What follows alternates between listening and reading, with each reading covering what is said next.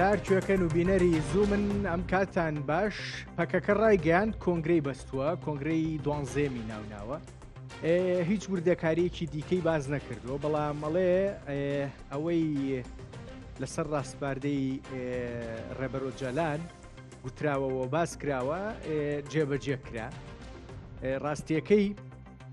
ئەوەی ئەڵێن جێبەجێکرا تەنها بەستنی کۆنگرەکەی یان داواکاریەکانی دیکەی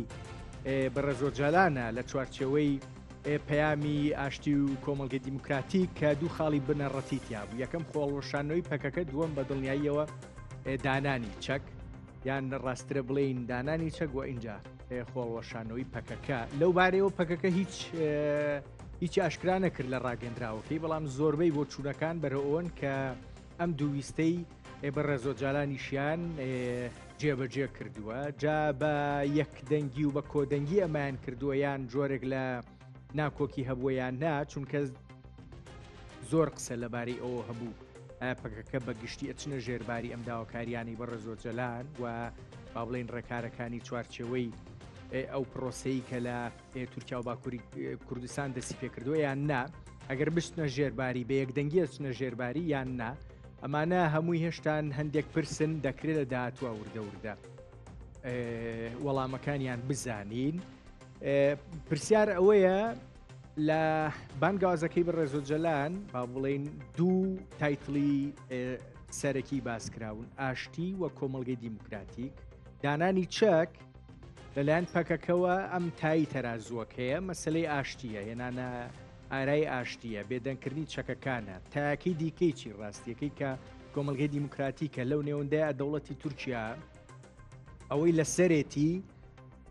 کۆمەڵێک داواکاری دیاریکراو بوو چی جێبەجێ کردووە و چی جێبەجێیەکە هیچی وا دیار نییە هەتا ئێستا تەنانەت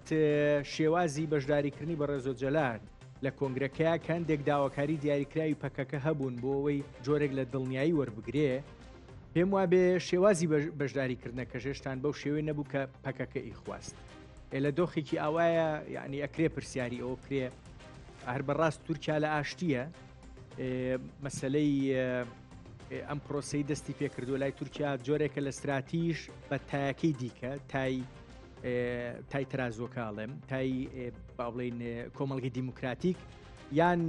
تەنها ئەوەیە کە خۆی ناویناوە تورکیایەکی بێتیرۆر و کورد یان بەڕێزۆجەلان پێناسەی ئاشتی بۆکە ڕاستیەکەی ئاکتێکی وا استراتیژی لەلایەن پەکەکەەوە ئەکرێ بە دڵنیاییەوە بێ لە بەرامبەر ئاکتی استراتیژی و با بڵێن هەنگاوی بنەڕەتی لە دەوڵەتەوە بنرێ جا لە ڕێگەی پەرلەمانەوەیە بە هەنگاوە سیاسیەکانە هەنگاوە یاساییەکانە پرسی دەستورە ژینگەیەکی سیاسی دیاریکراوە بۆ کردبەوەی بتوانێت بە شێوازێکی ئاساییتر ڕاستیەکەی سیاست لە چوارچێوی تورکیا بکە هەموو ئەمانە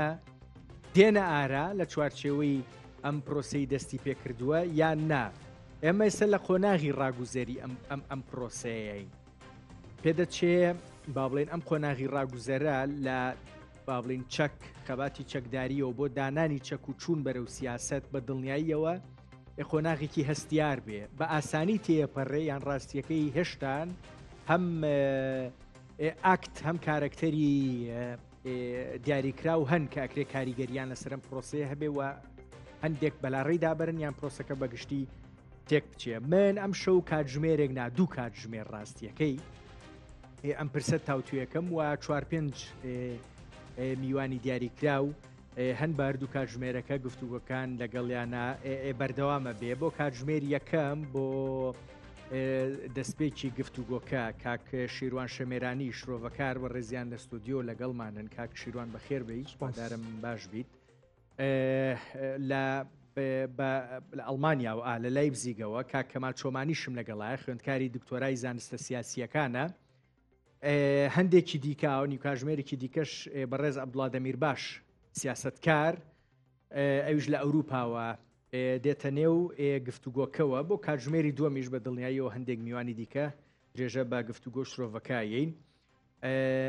کاک شیروان با بە ئێوە دەست پێ بکەم بێگومان کاک کەمال چۆمانی ئێوەش بە خێر بێن هیوادارم زۆر باش بن سواس دەکەم کە لەگەڵ مانای دەرفەتم بەر ڕاستیەکەی با لە سلێمانیەوە دەست پێ بکەم لە کاک شیروان شەمێرانی پرسی چەکدانانی پەکەکە وە خۆ هەڵۆشانەوە هیچ ئاماژەیەک لە ڕاگەندراوەکەی پەکەکە نییە، بەڵام ئەتوانین بڵێن وەکو تەحسیل حاصلی لێ هاتەوە شتێکە تەنها ڕانەگەێنراوە ئەگەر نا بڕیارەکە بێگومان کاتێکەوە کۆنگریان بەست هەر بە ئەوە بەستویانە چونکە ڕابەری پەکەکە خۆی کاتێکەوە بانگەشتنامەکەی یان بانگەوازەکەی لە پەکەکە کردکەوە کۆنگرە بگرن و خوێن هەڵبۆشێنەوە لە ئەوان نیانوت نەخێر وتیان باشە ئێمە ئەو نمونیانە ئەو ڕێنویانانی کەوا لەلایەن ئۆجلانەوە دێت ئێمە پابەندەمین پێی کەواتە کاتێکەوە کۆنگرا بەستن تەحسیل حاصل ئەوەیەکە بۆ خۆ هەڵۆشاندنەوەی ئەگەرێکی نانویستایە گوێی بۆ بگرن یان گوێی لێ بگرن و گوێڕایاڵی فەرمانەکانی بن یان داواکاریەکانی جێبەجێ بکەن کۆنگرەکە نەئەبەسترا. بەڵام من ئەمەوێ وەڵامی گومانێک بەمەوە لێرە هەندێک لەوانەیە کەوا لە ماوەی ڕابردوو باسی ئەم کۆنگرەیان کە لە دوو ڕۆژە ڕابردوو کە بە ئەتیباری ئەوەی ئۆجلان سەرۆکە هێشتا وەک ڕابەری پەکەکە بە شێوەیەکی فەرمی لەلایەن هەموو کۆنگرەکانی پەکەکەوە بەڕابەر ماوەتەوە بۆیە پێڵێن ڕێبەری زیندانی کراو ڕێبەری کەواتە هێشتا ئەو لە پۆستی سەرۆکایەتی پەکەکەیە هەندێک ئەڵێن کاتێکەوە کۆنگرە ئەبەسترێ پۆستی سەرۆکایەتی نامێنێت کەواتە ئەو داواکاری ئۆجلان کردوێتی لە پەکەکە ئەوەندە ئەخوا پێش کۆنگرەکە هاتە ناو کۆنگرا ئۆجلان بە سەرۆکایەتی نامێنێتەوەتە داواکاریەکەی یان بانگەوازەکەی بە بانگەوازی ڕێبەر و سەرۆک نییە هەر تاکێکی تری کۆنگرێ ئەمە هەڵەیە لە دوڕۆژە ڕابردوو هەندێک لەوانی کەوا تەنانەت بە پسپۆری سیاسیش هەندێک قسانەکرد بەم شکلە ناویانە بێتکەوە ئۆجلان ئەو دەسەڵاتەی نییە کە کۆنگرە بەسترا سەرۆکای بە سەرۆک نامێنێتەوە بەڵام معنایی پابند نابن بە ڕێکارەکانی دیکەی کە ئۆجلان باسی کرد بەو معنایی کەوا ئۆجلان مافی سەرۆکایەتی نامێنێت کە کۆنگرە بەسترا بڵێن ئەمە بانگەوازی سەرۆکە ئەن بانگەوازی ڕێبەرە ئەبێتە تاکێک و کەر تاکێکی تر ئەمە بۆ ئەو کۆنگرانە دروستە کاتێکەوە کۆنگرەی ئاسایی ئەبەسترێت لە کاتی خۆی لە خولی خۆی بۆ هەڵوەشاندنەوەی سەرکردایەتی بۆ سەر لە نوێدانانی سەرۆکێک و دانانی سەرکردایەتێکی تر بەڵام لە سیستمی حیزبی سیاسیە لە هەموو پەیڕە و پرۆگرامێکە لە هەموو وڵاتێکە ئەو حاڵەتە هەیە کەوا هەموو حیزبێک ئەتوانێت خۆی هەڵوەشێنێتەوە واشتوانێت لەگەڵ حیزبێکی کاتێکەڵ بێت واشتوانێت مڵک و ماڵەکەی هەمووی تەسلیمی وەزارەتی ناوخۆیان وەزارەتی کاروباری کۆمەڵاتی دەوڵەت بکات ئەو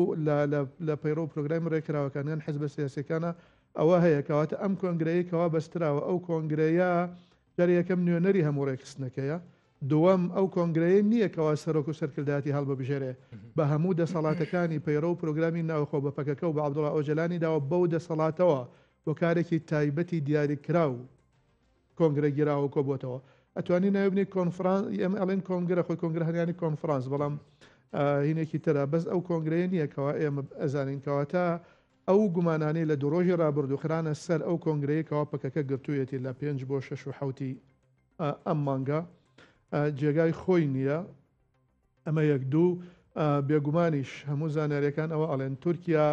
مادەم هێوەرە و دڵخۆشە بەوەی کەوا کۆنگرەکە بەستراوە و بە ئاراستاڕۆکەواتە زانیاریان هەیەەوە پەرن ئۆڵدانیش ئەو بەڵدان ئەو قسەی کرد کەواتە مەسئلەکە بەڵێ بڕیاری خۆڵۆشاندنەوە دراوە. سپاس دەکەم کاک کەمال چۆمانی بەستنی ئەم کۆنگرەیە ڕاستیەکەی مەرجدار کرابوو بە کۆمەڵێک پرسی دیاریکرا و ڕاستیەکەی حەز ناکەم باسییان بکەم هەمویان ڕوونن بە دیاریکراوی ینی لەوە دەسی پێ کرد ئەمان جۆرێک لە دڵنیاییان بۆ دروست ببێ کە بەڕێزۆجەلان سەرکرداتی کۆنگرەکەکە و شێوازی بەشداریکردنەکەش بە شێوازێک بێ جۆرێک لە دڵنیایی بدا هەتا پرسەکانی دیکەش ینی ڕێکارە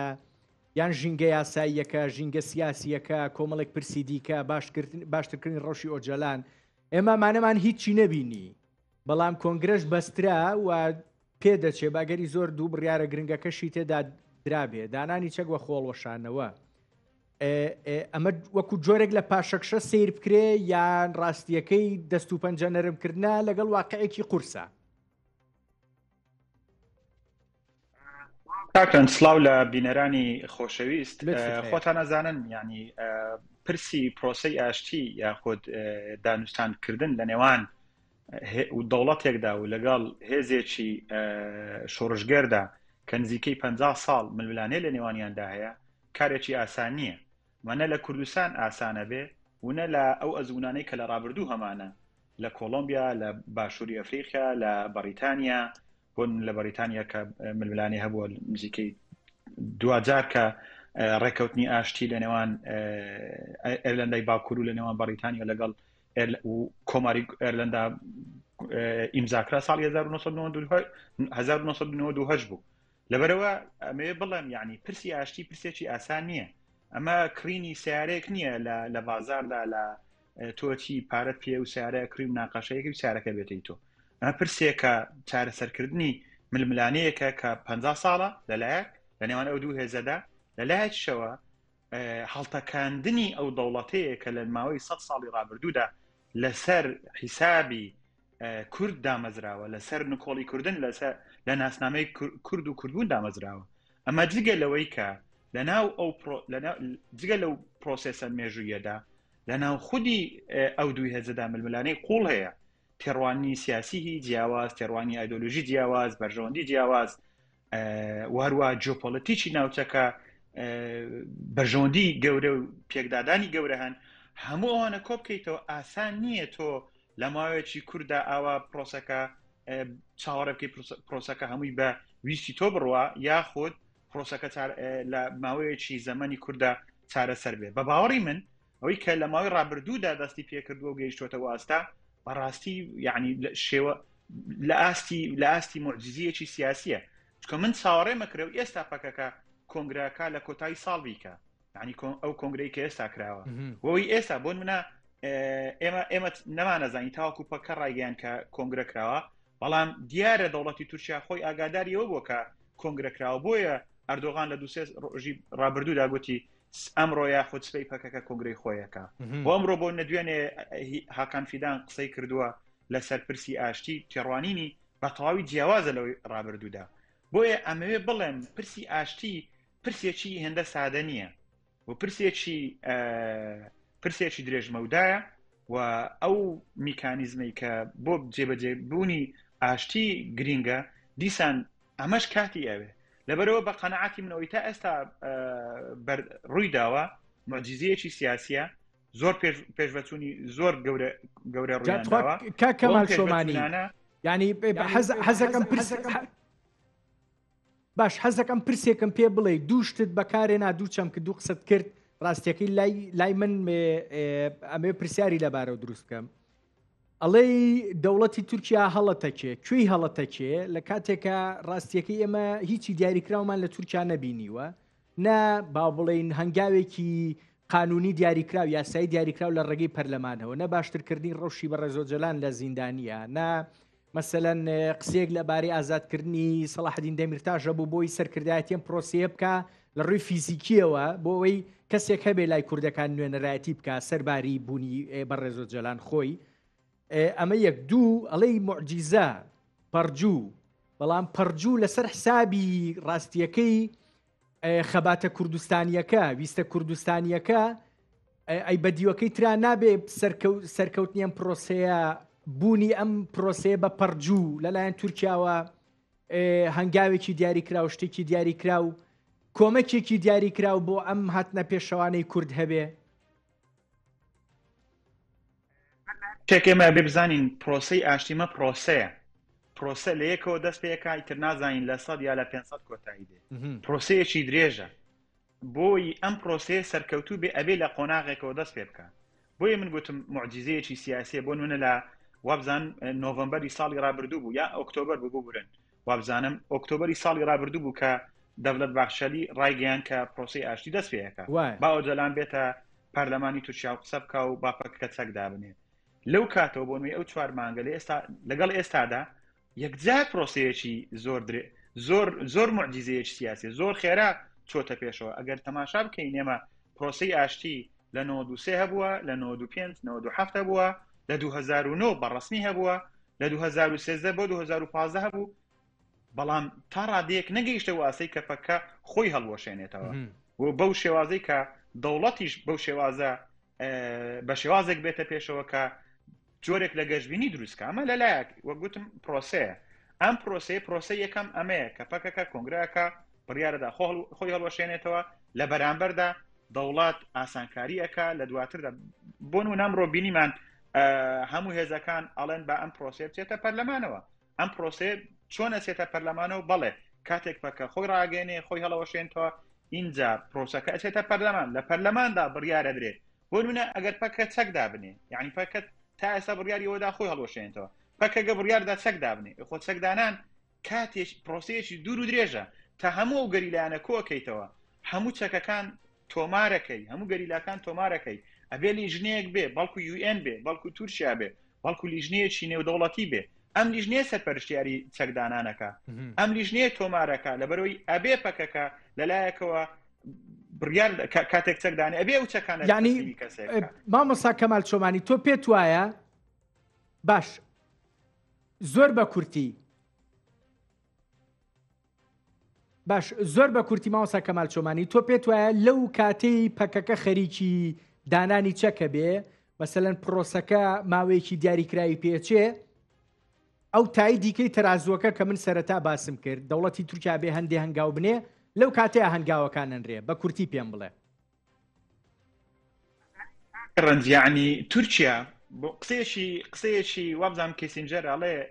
کاتێک هێزێکی شۆڕژگەر کە تێک ناشکێندێ کە لە ناو نابنرێ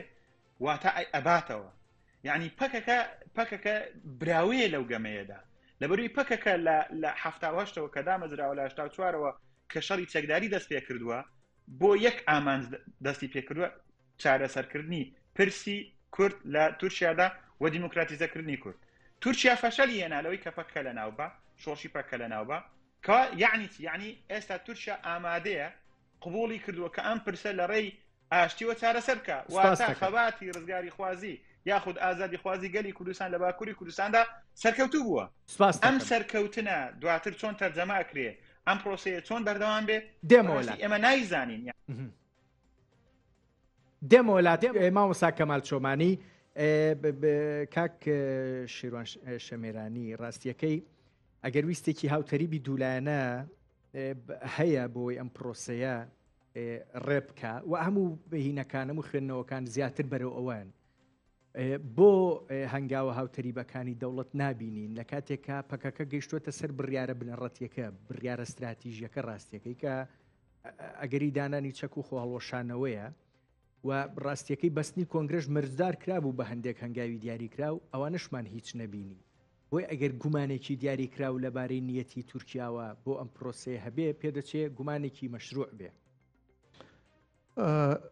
بەڕێوە ئەچێ بەڵام من و جەنابەت نایبینین چونکە ئێستا کۆنگرەی پەکەکەشمان نەبینی ئەگەر خۆیان نان و تایە ئەوش کەس نەی ئەزانێ ئەوەندە بەنهێنی گیراوە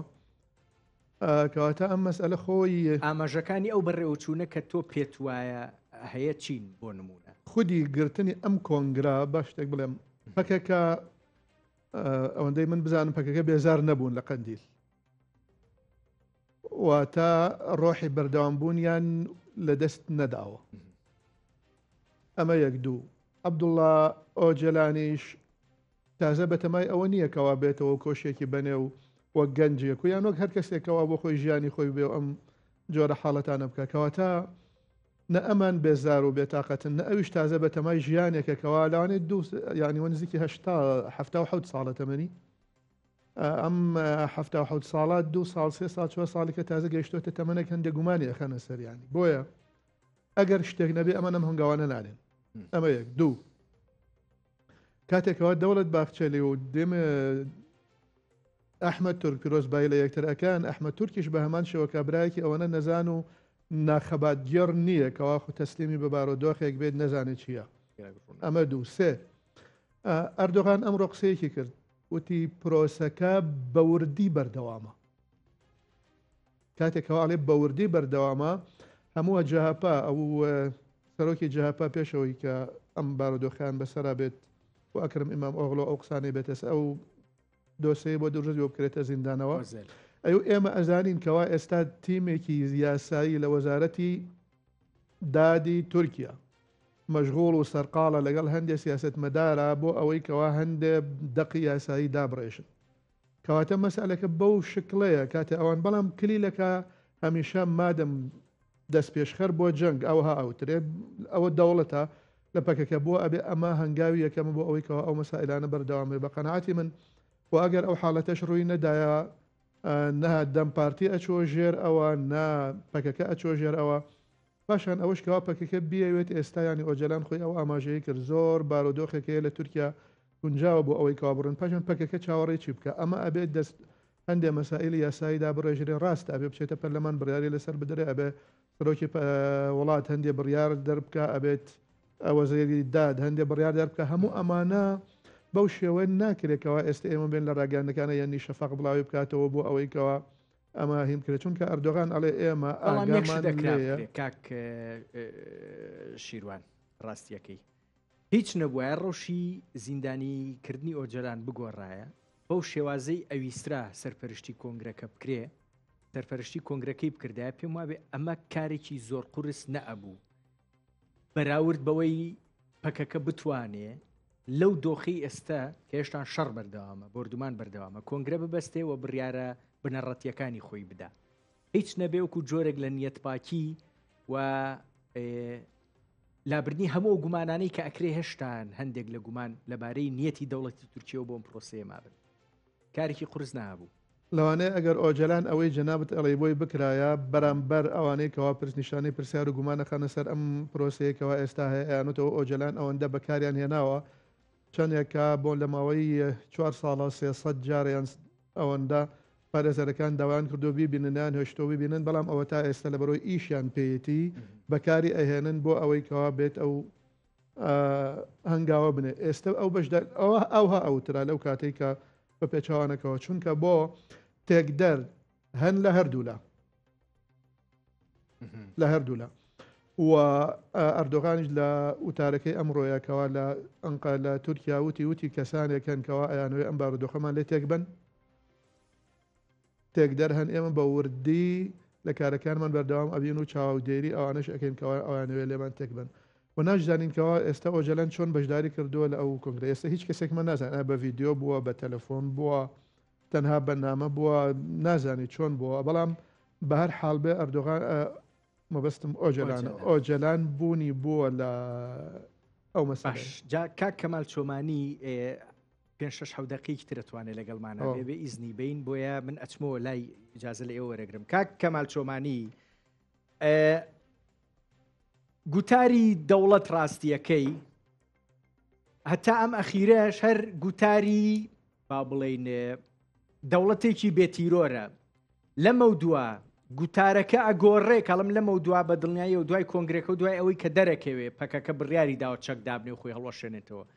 گوتاری دەوڵەت دەگۆڕێ بۆ گوتاری چارەسەر کۆمەڵگەی دیموکراتیک وەکوی لە تایتڵەکەی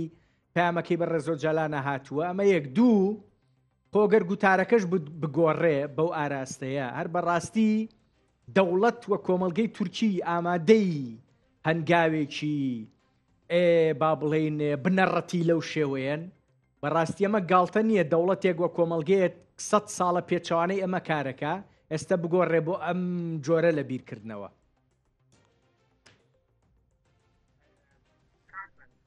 بۆ بەشی پرسیاری یەکەم یعنی ئایا دەوڵەت ئەم دیسکۆرسە ئەگۆڕێ گوتارە ئەگۆڕێ یاخود نا بە باوەڕی من ناچارە بیگۆڕێ ینی چکە تۆ ئەگەر پەکەکە خۆی هەڵۆشاندەوە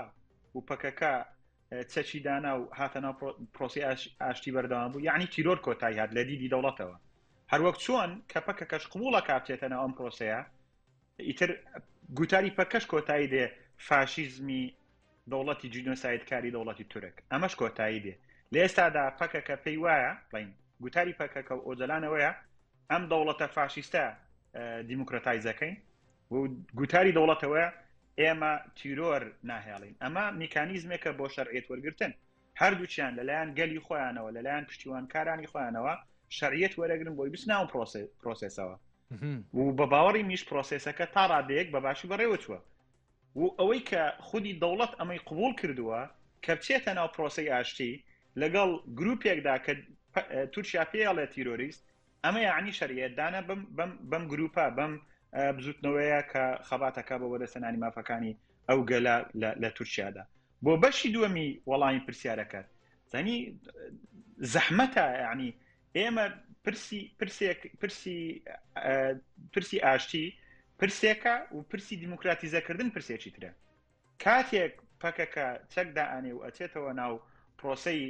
سیاسی لە تورکیادا و پرۆسەی سیاسی لە تورکیادا بەردەوامە بێ ئەمە گەڕێتەوە سەر ئەو هێزانەی کە لەوێ کارەکەن تا چەند نەتوانن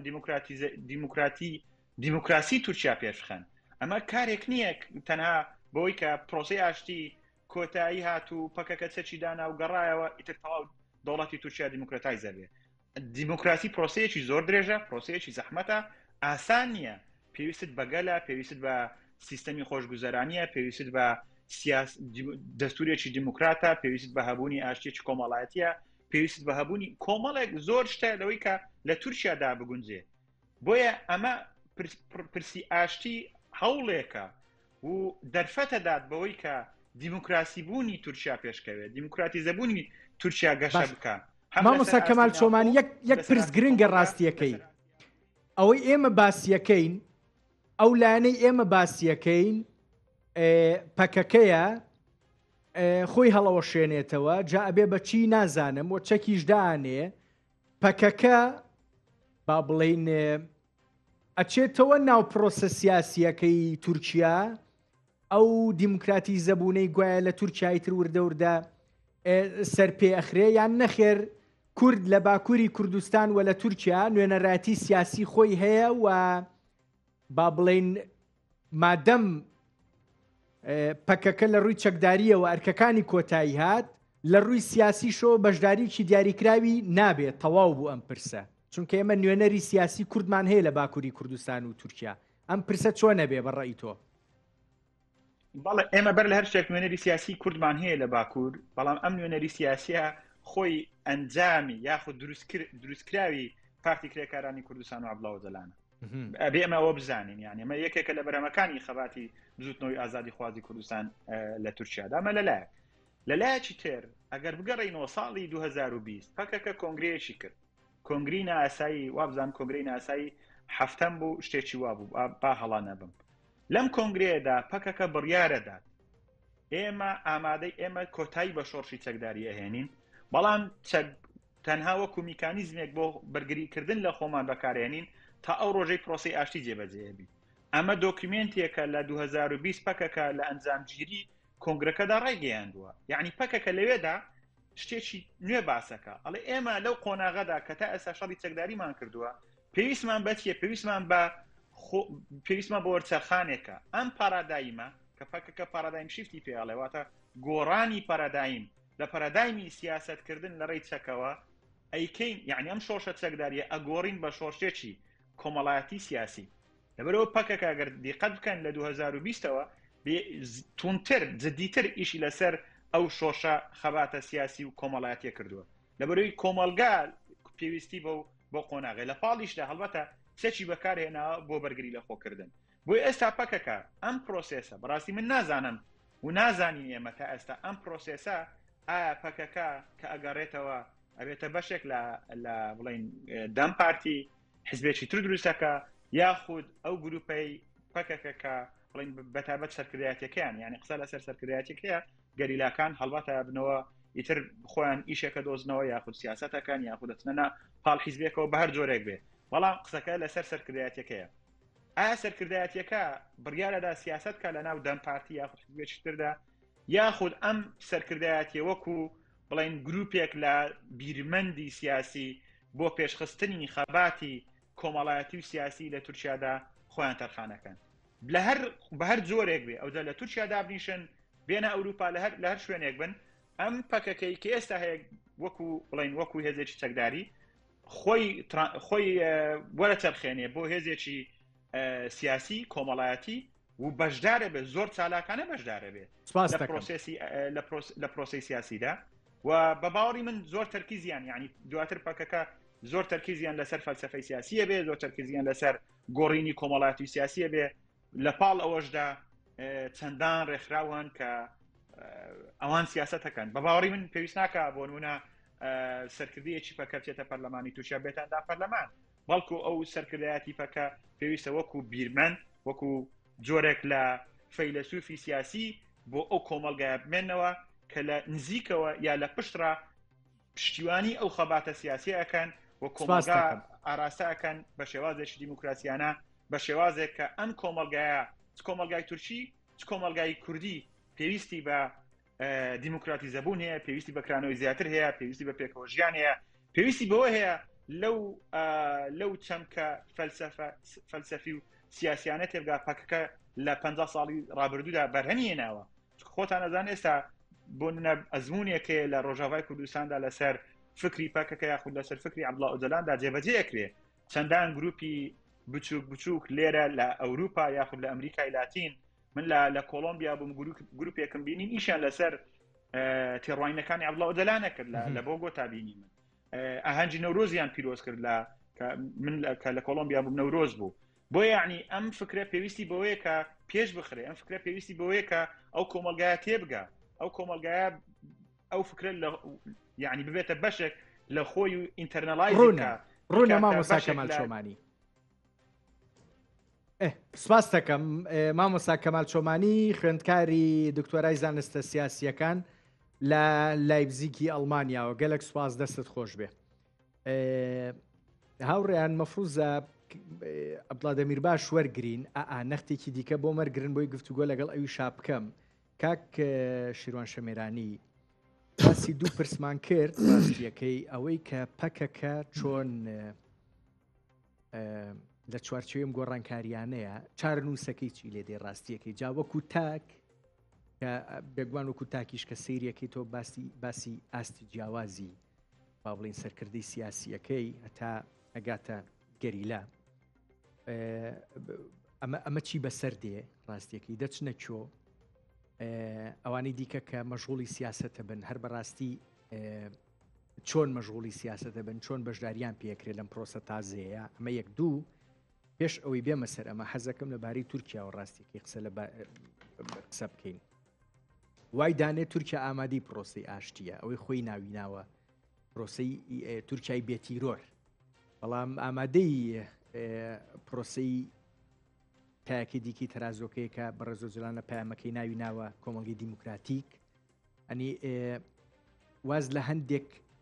ڕێکاری قانونی بێنە لەناو پەرلەمان ناکرێ ئیشی لەسەر بکرێ،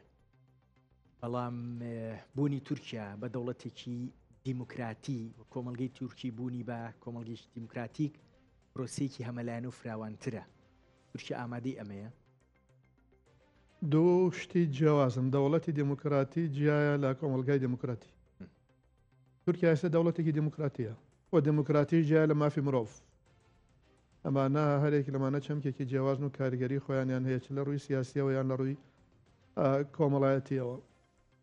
بەڕێز ئۆجەلان داوای کۆمەلگای دیموکراتی کرد. کۆمەلگای دیموکراتی واتە دید و ڕۆشنبیری کۆمەلگا بۆ دیموکراتی یان بۆ دۆزی کورد. کەواتە بەس نییە بۆ ئەوەی کەوا دەستگەکانی دەوڵەت بە شێوەیەکی دیموکراتیانە یان یاسایانە مامەڵە لەگەڵ دۆزی کوردا بکەن. ئەمەی دۆمیان گرنگترە. ئەمە تەنها ئەم دوای ئەم قسەی بەڕێز ئۆجەلان زۆر هەندێک کەسی کە بە جۆرێکی تر ئەم دەستەواژیان کردو. بۆ نمونە بڵین تارێن سەرۆکی پەرلەمانی پێشووی تورکیا بەڕوونی وتی کاتێکە لێرە بوو لە کوردستان، وتی لە هەولێر وتی ئەترسم لە ڕیشەی کێشەکە، ترسی ڕیشە و ڕەگ و ڕیشەی کێشەکەم هەیە لە تورکیا. ئۆجەلان ئەڵێ کۆمەلگای دیموکراتی زەکەریا ئۆغڵۆ سەرۆکی هوداپار هەر چەند مانگێک پێش ێساوتی پێویست ئەکا بەوەی کە ئەو بەرنامە فێردکردنە یان فێرخوازیە یان ڕۆشنبیریەی کەوا لە قوتابخانەکان و نەوەیەکی نوێی تورکیای پێ پەروەردە کراوە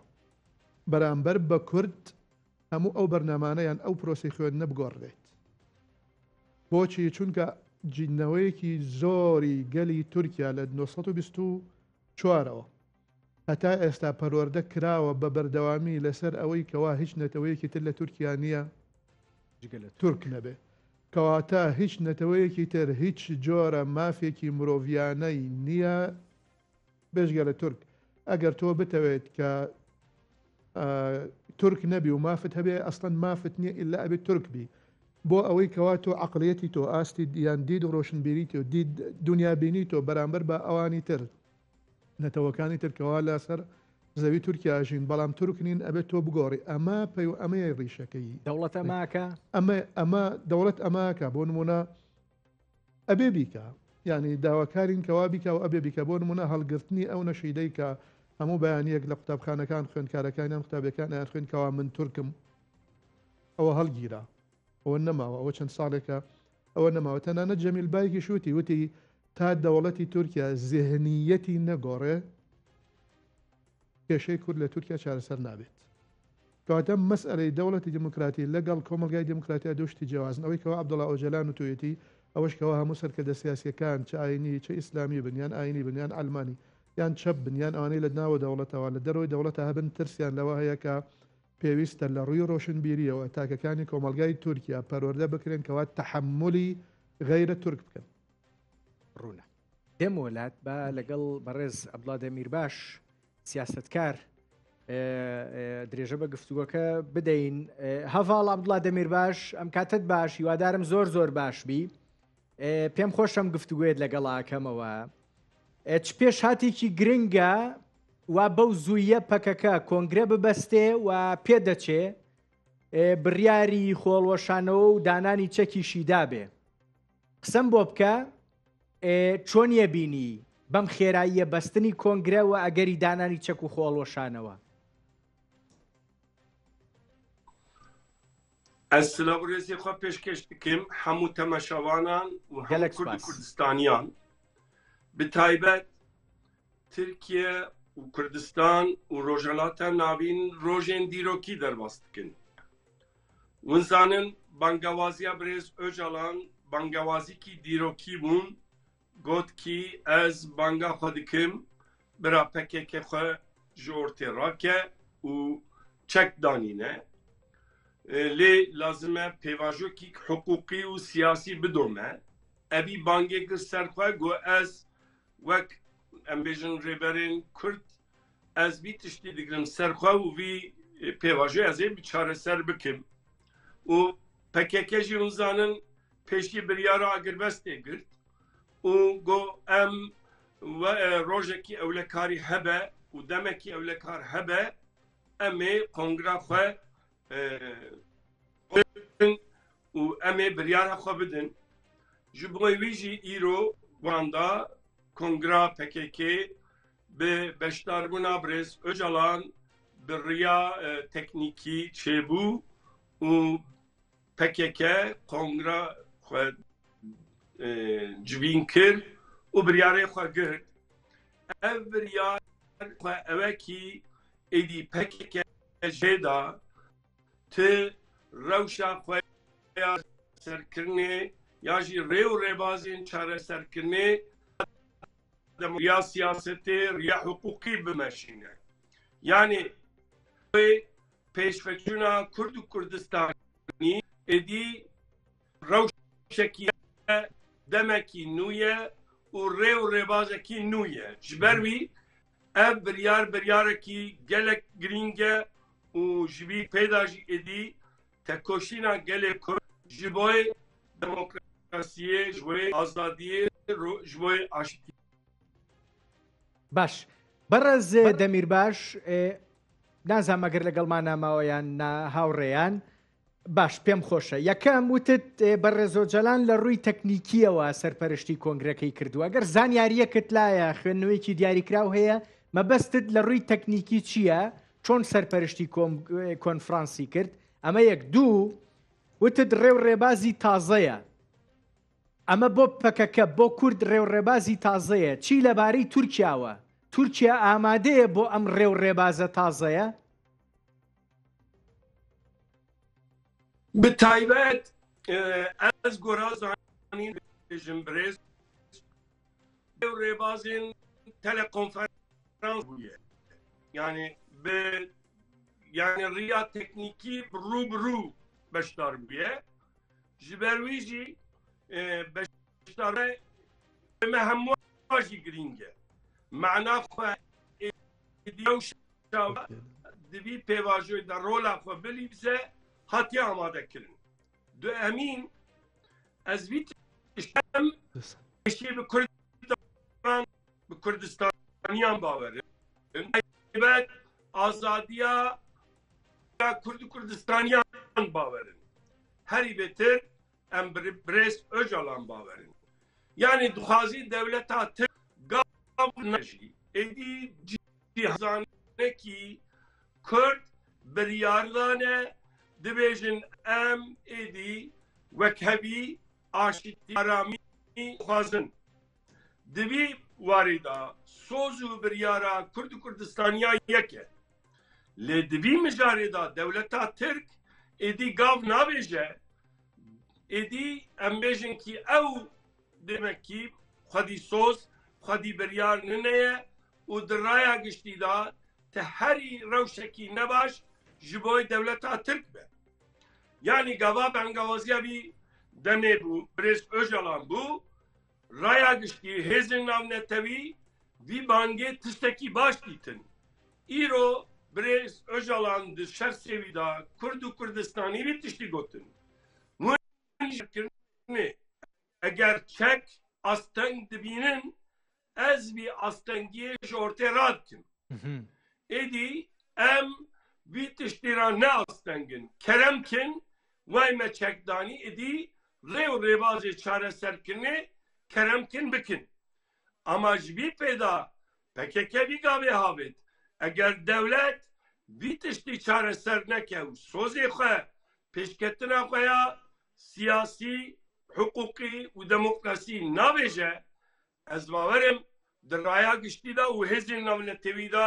ti dewleta Tirk bike rewşekî xeter êdî dinya kes nikare bêje kî ji boî avabûnê ji boî çêkirinê Kurd astengin wê çaxê ez bawerim herî meşrûbûna Kurdan mafdariya Kurdan ti raya giştî da zêdetir be çünkî rewşa rojhilata navîn rewşa cîhanê rewşa zanyariyê rewşa civakê çandinî û aborî êdî rojhilata navîn da tu cara sîstema dîktatorî sîstema fundamentalîstî qebûl nake ya tibê guherandin ev sîstem ya jî bête guherandin yani devleta Tirk û hemû dîktator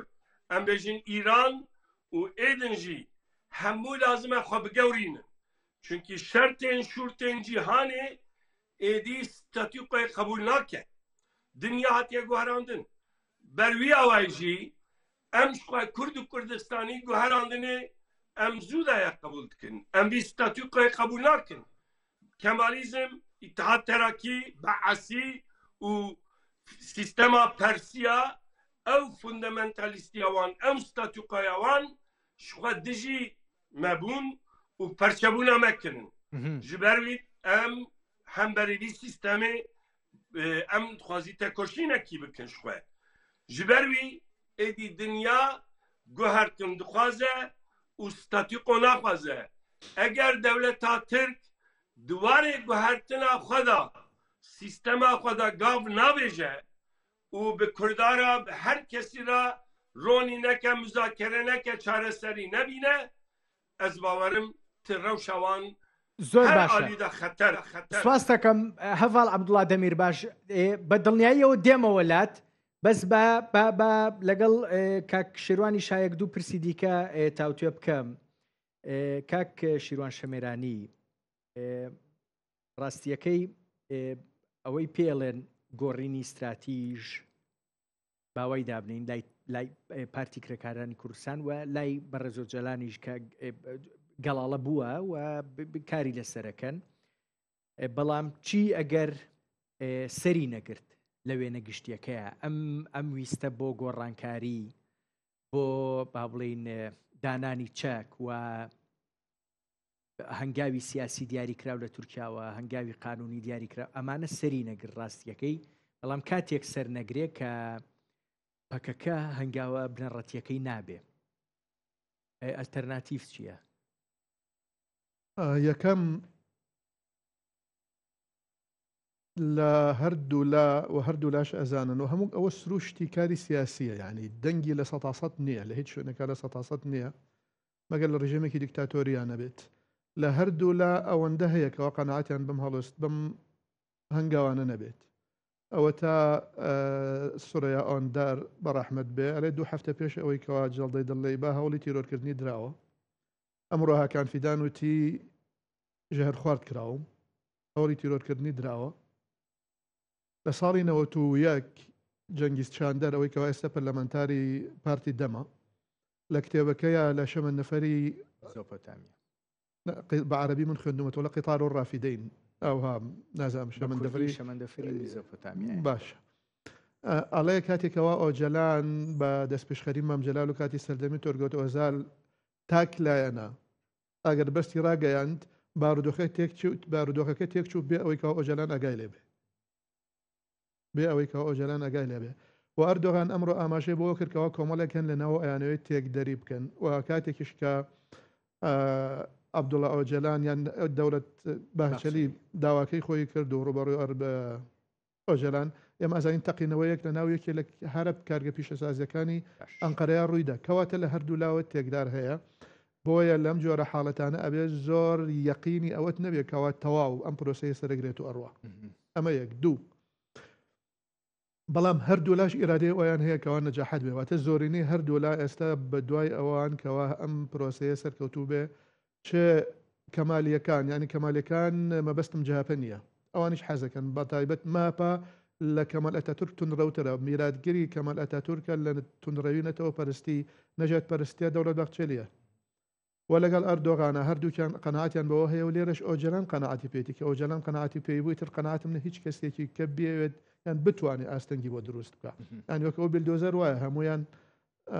ئەمە کێ ئەوێ هاکان فیدان بۆ نمونە ژەهر خوارد دەکات لە ناو ینی ئێستا بۆ نمونە گومانی لەسەرە بۆ نمونە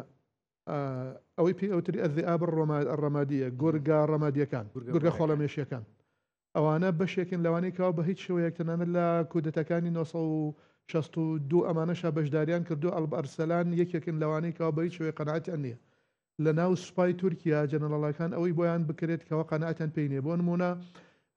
هەوڵیاندا کەوا رووسیا و تورکیا بن بە شەر فڕۆکەیەکی رووسیان خستە خوارەوە بێ ئەوەی کە وەزارەتی بەرگری تورکیایان لە کاتی لە سووریا وەزارکە هێزی رووسیا لەوێ بوو لەوێ کۆمەڵەکەن لەم لاش ئەوانەی کەوا بە تەواوی چەپگەرایی ئەکەن نە کوردایەتی و لە ناو دەم پارتیشا کۆمەڵێک هەن یان نە کۆمەڵێک بڵێ هەندێک دەنگ هەجلان پێوتی تەواو ئەم چەپگەرە ئەمە من ئەوەیە کەوا قسەکە کردم ئۆجەلان کەوتی تەواویتر ئەمە تەواو بوو لەبەر ئەوە خاڵی دووەم دێ ئەگەر تەقیەوە بۆ نمونە ئەگەر سەری نەکرد ئەوەی کەوا من لی تێگەیشتم قەناعەتی ئۆجەلان ئەوەیەکەوە ئابێ شێوازی خەباتکردن بگۆڕێت ناگەڕێنەوە سەر ئەو ڕێبازیکەوە کردویان ئەو بارودۆخیکەوە ئێستا لە تورکیا هەیە لە ڕۆژهەڵاتی ناوەڕاستە هەیە ئەوەی دەمپارتی ئەیکا لە جەنگەکانی قەندیل کەمتر نییە بە ئێمە ئەوە بزانین ئەوەی کەوا دەمپارتی لە کۆڵانەکانی دیاربەکر و ئامەد و لە ناو پەرلەمانی تورکیا ئەو جۆرە خەباتیەوە ئێستا کوردیەکە نییە گرفت ڕێگریە تورکیەکەیە کاتێک ئێستار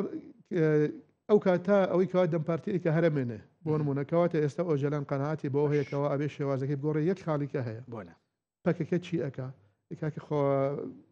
خەبات بریتینە لە چەکداری و هەموو شوێنێکیش قەندیل نییە و هەموو شوێنێکیش تورکیا یان دیاربەکر و ئامەد و ئەنقەرە نییە تو ئەوروپات هەیە ینی منۆ ئەزانم تەفکیری ئۆجەلان بیرکردنەوەی ئۆجەلان شێوازی خەباتی ئۆجەلان زۆر گەورەترە لە پەکەکەوە گڕێکراوێکی سیاسی یان سەربازی لەبرۆ زۆرکان هەن ئەچنە ناوەوەی سووری تورکیا ئەچنە ئەوروپا خەباتەکەن لێرە ئەمێننەوە بەڕێز دەمیر باش کاتم کەماوە بەس بە دڵنیایی و حەزەکەم گفتوگۆت لەگەڵا بکە تۆ پێت وایە پرۆسەی بە دڵنیاییەوە ئەم پرۆسەی چەکدانان پێدەچێ پرۆسەیەکی وەخۆ هەڵوەشانەوە چارەنووسسازە و هەندێک کاتی پێ بچێ هیچ ئەگەرێکەیە لە چوارچەوەی پرۆسەی چەکدانانە پرۆسەی ئاشتی و بە دیموکراسی بوون بەگشتی تێک بچێ جا دەستێک بێ لە ناوخۆی تورکیا بێوێت تێکی بە یان دەستێکی هەرێمی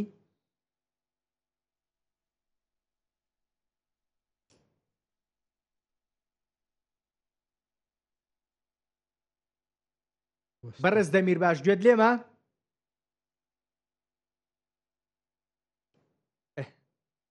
وا دیارە گرفتی تەکنیکیمان شتێک بڵێم لەسەر ئەو پرسیارە لە هەرێمایەتی دوو هێز هەن نایانەوێتەوە دوو وڵاتە نایانەوێت ئەمە ئێران و ئیسرائیل ئێران و ئیسرائیل ئەو جۆرە وڵاتانی کەوا ئەیانەوێ هەژمونیان لە ناوچەیەکە هەبێت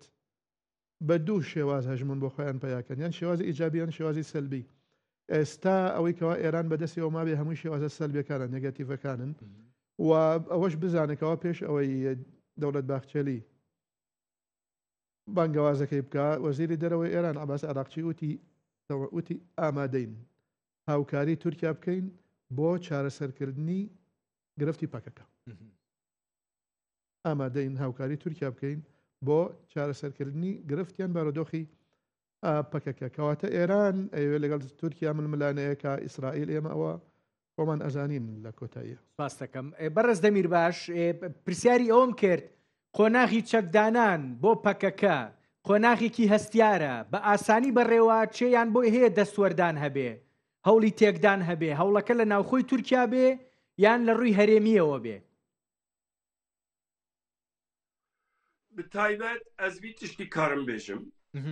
یەکەمین برێز ئۆجەڵان دا دیارکردنکی ji بۆی کوردا ئەکتۆرێکی گرینگە و ڕێبەرە ji ber wî xwedî biryare lê dewleta Tirk hên di biryara xwe da nezelale hêzekî mezin di Tirkiyeyê dixwaze pêvajo bête çareserkirin. Özellikle Brez Erdoğan û derû dorê wî Brez Bahçeli û gelek kesin nav CHP û di dewletê da hinekî çareserî bikin.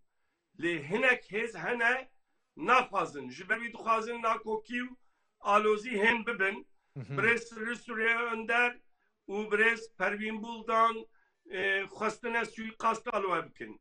Di vî pêvajoyê da van mîstika dîsa PKK biryara xwe da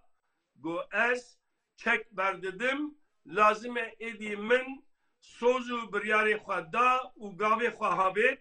êdî lazim e dewlet biryara xwe bide û gavê xwe babêje. Îro çek danîn piştî ti çi bibe? Mesela ê çek deynin ti çek bidin kî problemê teknîkî hene û lazim e ev însaneke bikevin jiyana demokratîk û hukukî û siyasî ti rewşa wan çawa be li evan gavan dewlet babêje. Ji bo wî amin dewleta Tirk herî pêştir lazim e biryar bide birêzalan rewşekî azadî û ewlekariyê da be bikeve xanî. Duemîn girtiyên nexweş girtiyên siyasî berdan û ev şaredarên qayyum hatine avêtin gerek ew baş me bigirin me ev biryar nû de bê girtin. Sêmîn lazim e biryarekî bêdayîn Meclîsa Parlamenta Tirkiye ji bo komîsyonekî zagonî û siyasî hukukî gav avêtin ji bo vî biryara bide. Lazim e êdî gelek kanûn gelek zagon bêtin guherandin wek mesela em bêjin Tirkiye'da dibêjin terörlemişan yani kanûna zagona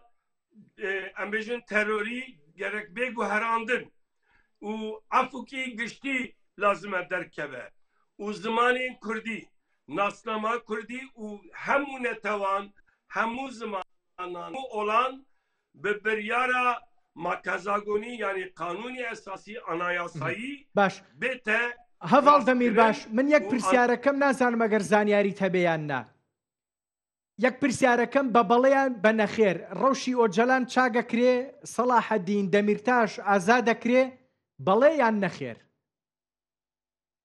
Yani ez bawerim vî nêzîkta înşallah mizgîniya Selahattin Demirtaş azadbûna wî em digîjin. Yani ez bi vî hêvî me nêzîkta birêz Selahattin Demirtaş dibigîje azadiya xwe û lazim e ji bo kî vî müzakereyê rola xwe bilîze birêz Öcalan jî gerek bigirin malkî û xanîkî ewlekariya û azadiya wî û ji bo müzakerê çêbe şert û şûrtê wî gora wî bê rastkirin. سپاس دەکەم هەڤاڵ عەبدوڵڵا دەمیرباش سیاسەتکار لە gelek spas دەکەم دەست خۆش کاتم نەما. لە ئەوروپا لەگەڵ ماوەی گەلک سوپاس کاک شیروان شەمێرانی شرۆڤەکار سواز بە ئێوەشمان دومان کردی من یەک ناوبڕی کورت وەرەگرم دێمە وڵاتان کاتژمێری دووەمیش هەمان کرس باسەکەم لەگەڵ میوانی دووبارە ستاوتان لەبێ پرسی کۆنفرانسی پەکەکە و ئەگەری دانانی چەک خۆڵوەشانەوە هەموو پرسەکانی دیکە لە کاتژمێری یەکەمە گفتگۆم کرد بەرداوامی پێم بە دڵنیاییەوە لەگەڵ دوو میوانی دیکە دکتۆر فایاگۆڵپی سیاسەتکار بە ڕێزیان لە سلێمانیەوە لەگەڵمانن دکتۆر کامەران مەتین مامۆستای پەیوەندی نێودوڵەتیەکان لە زانکۆی ساسێکس لە برایتن لە ئینگلترا بەریتانیا دکتۆر فایق دکتۆر کامەران سڵاوتان لێبێ هیوادارم زۆر باش بن بەخێر بێن بۆم گفتوگۆیە خۆشحاڵم لەگەڵمان دکتۆر فایق لە ئێوە دەست پێکە ڕاستیەکەی هەندێک مەرجی دیاریکراوی پەکەکە هەبوو بۆ بەستنی کۆنگرە بە دڵنیاییەوە با بڵێن هەندێکیان مەرجی شێوازی بەشداریکردنی ئۆجەلان بوو ئەوانەی دیکە پەیوەست بوون بە داواکاریەکانی ئەوەی کە لە چوارچێوەی پەیامەکەی بە ڕێزۆجەلانە هاتبوو بۆ ڕێکاری یاسایی ژینگەی سیاسی وە پرسەکانی دیکەش ئەوەی لە ئێمەوە دیارە هیچی وا لەو نێوەندە نەکرا بەڵام کۆنگرەی پەکەکە بەسترا پەکەکە کۆنگرەی بەست و بە ئەگەری زۆریش دوو بڕیارە گرنگەکەی لێداوە لە چوارچێوی کۆنگرەکەیە هەم خۆڵوەشانەوە هەم دانانی چاک ئەم پێشهاتە لای ئێوە چۆن نەخوێنرێتەوە چاوەڕوانکراو بوو بەو خێراییە پەکەکە کۆنگرە ببەستێ و هەردوو بڕیاری بنەڕەتی خۆڵوەشانە و چەکدانان بدا یان ڕاستیەکەی پێشاتێکە خێرا بینیمان خێرا ڕوویدا بەڵێ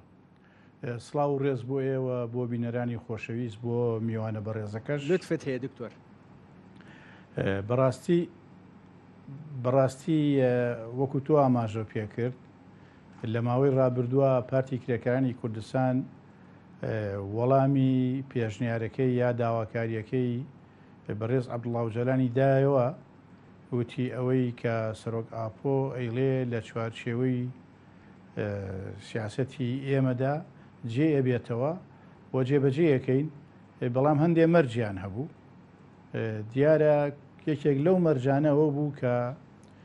عەبدوڵڵا ئۆجەلان بەشداری بکە لە کۆنگرەکە ئەوە بوو کە کۆنگرەکە گیراوە لە 5 مانگ تا 7 مانگ دەتوانم بڵێم لە 4 جێگەوە بووە لە قەندیل لە بادینان لە ئەوروپا و نامەی بەڕێز ئۆجەلانیش لە ئیمرالیەوە بۆیان چووە دیارە ئەو بۆ خۆی بەو نامەیە ئەوە بەشێک لە داواکاریەکەی ئەوان جێبەجێ کراوە هەندێک لە داواکاریەکانی ئەوانیش ئەوە بوو کە دەمپارتی وەفدەکەی دەمپارتی حکوومەتی بینی سەرۆک کۆماری تورکیای بینی سەرۆک ئەردۆغانی بینی و وەزارەتی دادیان بینی وەزیری دادیشان بینی ئەوەی کە هەیە بکرێت یان پێش ئەوە بکرایە ئەوە بوو کە خاڵی یەکەمەوە بوو کە پەرلەمانی تورکیا هەنگاو بنێ بۆ ئەوەی مافی هیوا وەکو پرۆژەیەکی سیاسی دەنگی لەسەر بدا چونکە مافی هیوا بریتە لەوەی کە ئەو کەسانەی حکمی هەتاتاییان هەیە و تەمەنیان لە 70 ساڵ زیاترە دەرفەتیان پێ بدرێت لە سنوورێکی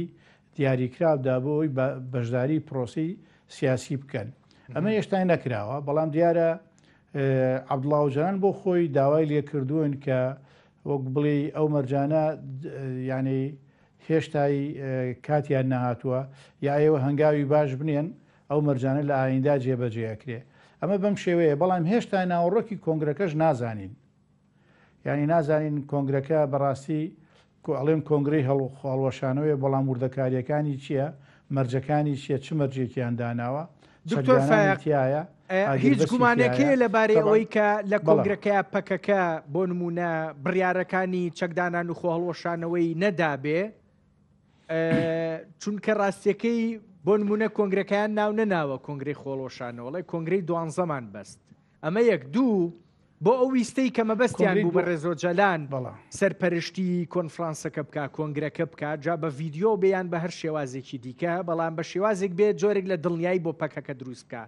قسەیەک هەیە گوایان نامەکەی بە ڕێزۆجەلان لە ڕێی یەکێک لە زیندانیەکانی هاوڕێی کە لە ئیمرالی لەگەڵیەتی لە ڕێی ئەوە گەێنراوە بە قەندیل ئەمە تا چەند ئەگەرێکی پێدەچێ ڕووی دابێەوە جۆرێک لە دڵنیایی دابێ بە پەکەکە بڵە بەڕاستی ئەو شتانە هەمووی بازەکرێ مەسان ئەوەی کە لە هەندێک کەناڵی ڕاگەیانەوەڵێن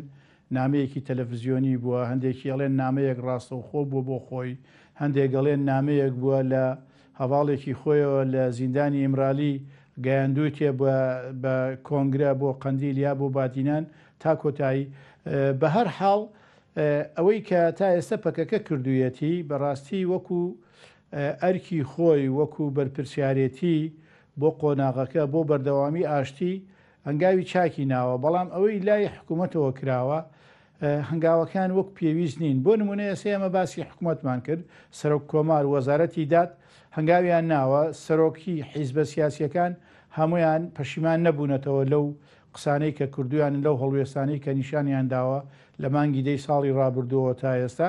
بەڵام پەرلەمان هیچ جنگاوێکی نەناوە سوپای تورکیا تا ئێستا بەردەوامە لەسەر چالاکیەکانی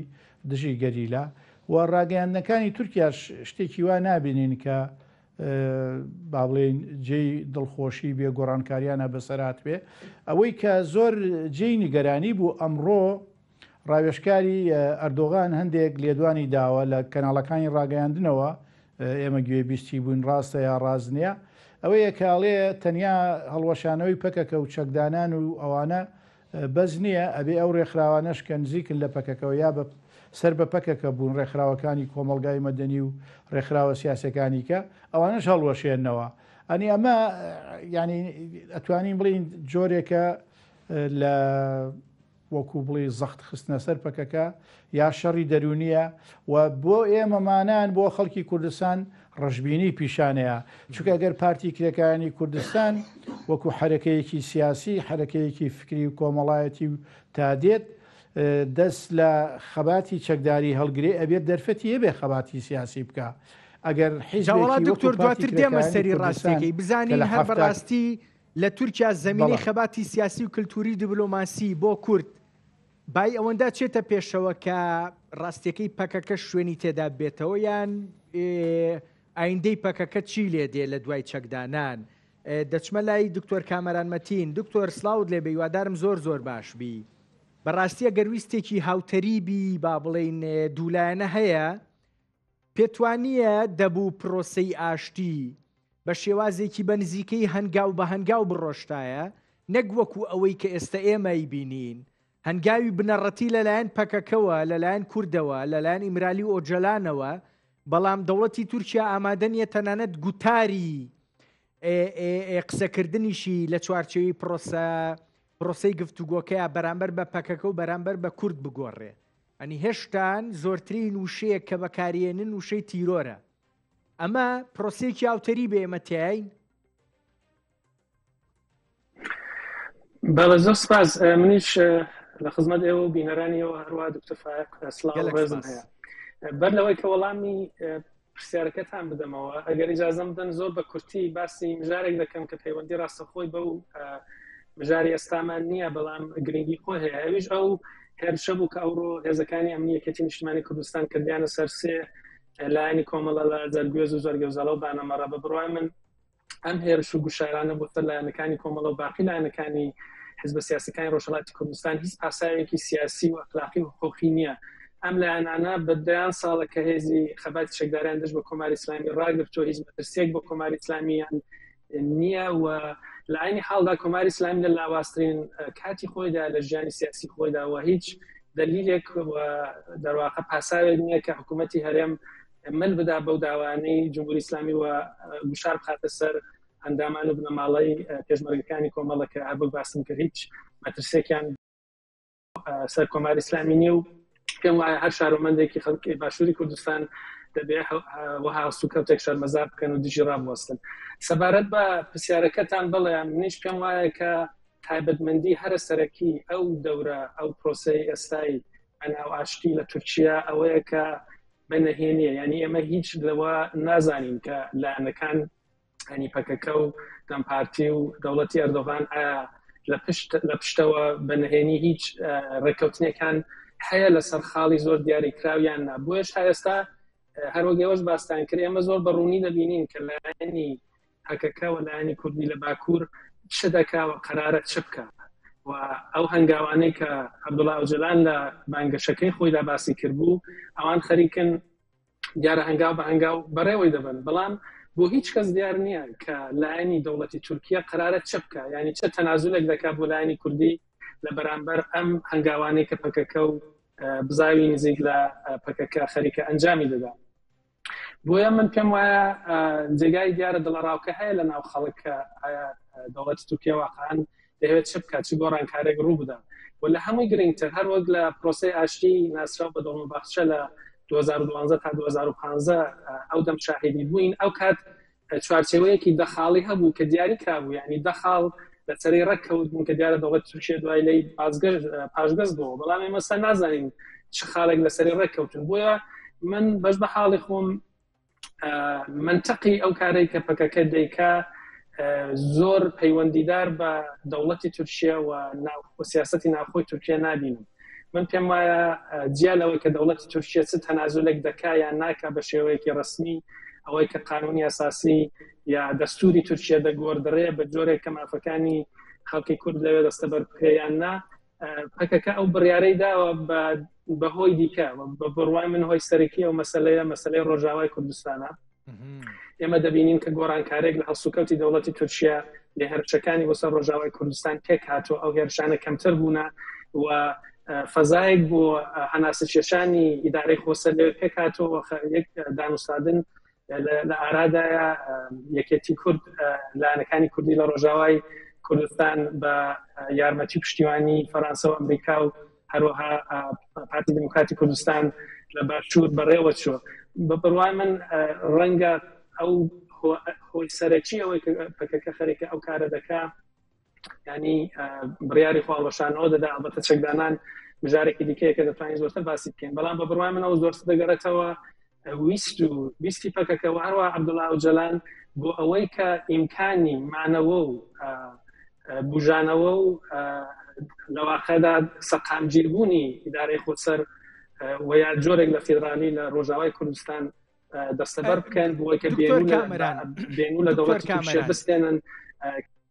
خاڵێکی گرنگت باس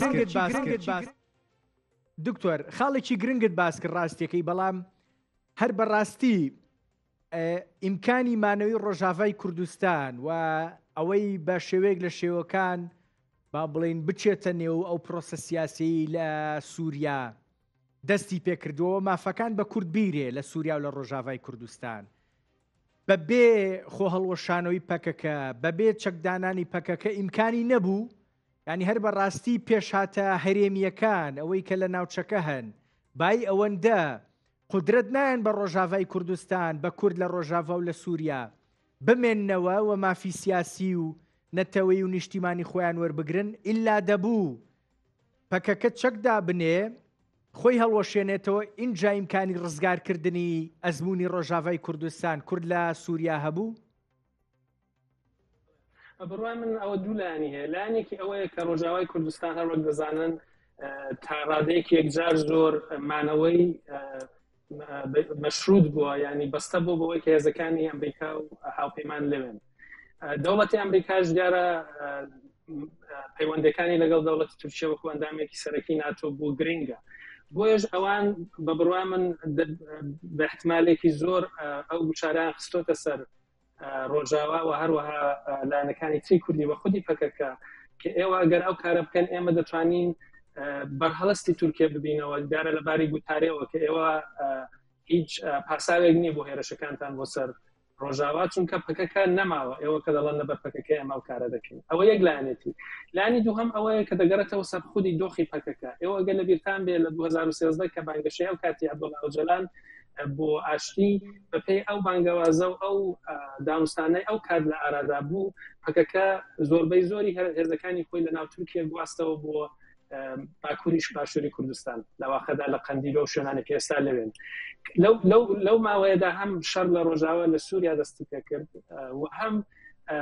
تەکنۆلۆژیا و هێزی هەوایی و ئاسمانی و درۆنی تورکیە یەکجار زۆر پێشکەوتوو بووە بۆیش لە باری عسکەری یا باری سەربازیەوە پەکەکە چالاکێکی ئەو چۆی لە ناوخۆی تورکیا نەبووە لە چەند ساڵی ڕابردوودا کەوایە ڕاگررتنی هێزەکانی چەکداری پەکەکە لە باشووری کوردستان پێشخستنێک نەبوو بۆ ئەوان لە ناوخودی تورکیا دیارە ئەوان یارمەتێکی زۆریاندا بە بەرخۆدانی ڕۆژاوای کوردستان و ئەو ئەرکیان بەنجام گەیاندەوە لەوێ دەوڵەتێکی خۆسەرێ هێزێکی گەورەی سەربازی هەیە کە نیازی تر بە پەکەکە نیە بۆیە بە بڕوای من لێکدانەوە یا بڵێن محاسبەی پەکەکە و عەبدوڵڵا ئۆجەلان ئەوەیە ئێستا کە پەکەکە لەباری سەربازیەوە قورسایەکی ئەو تۆی نییە لە ناوخودی تورکیا چه هۆیەکی هەیە بۆ دەبێم ینی منطقی مانەوەی پەکەکە چییە جگەلەوەی کە بێنووی زۆرتر بدا بە دەوڵەتی تورکیە بۆ هێرشەکانی نەک ڕۆژاوای کوردستان بەڵکو بۆ سەر باشووری کوردستانی بۆیان پێم وایە لەباری استراتێژیکەوە منطقەیەک لە پێش ئەو بڕیارەی پەکەکە و عەبدوڵڵا ئۆجەلان حتا ئەگەر دەوڵەتی تورکیە تەنازولێکی نووسرا و کە گەرانتی هەبێ بڵین دەستوری تورکیاش ئەوەش نەکا ئەوان بەهۆی بەرژەوەندەکانی ڕۆژاوای کوردستان پێم وایە ئەوە سواز دەکەم دکتۆر کامەران دێمە وڵات بە دڵنیاییەوە ورتر باسی پرسەکانەکەین دکتۆر فایە گوڵپی کاک دکتۆر کامەران باسی پرسێکی گرنگی کردووە من زۆر سەرروکاریشم لەگەڵ شەعروشتی وایە نییە بەڵام با بە پرسیارێک بە تقریبەن زمانێکی شاعیرانە بکەم خەمی قەندیل پێگرتنی ڕۆژاوایە ڕۆژاوای کوردستان وەکۆڵێن خەمی دایکە بۆ زارۆکی خۆی بۆیە ئەم بڕیارە بنەڕەتی استراتیژیادا ئەمە یەک دوو بەڕاستی ئەگەر پرسەکە پەیوەستە بەمەوە بە ڕۆژاوای کوردستانەوە خێرە هەتا ئێستا بۆ نمونەهاکان فیدان ئەمڕۆ ئەڵێ ینی هێشتان باسی یەپەگاکە ئەڵێ پرسەکە تەنها چەکدانانی پەکەکە خۆڵۆشانەوە نییە بەڵکو گروپەکانی دیکەیشن بە یەپەگەوە لە ڕۆژاوای کوردستان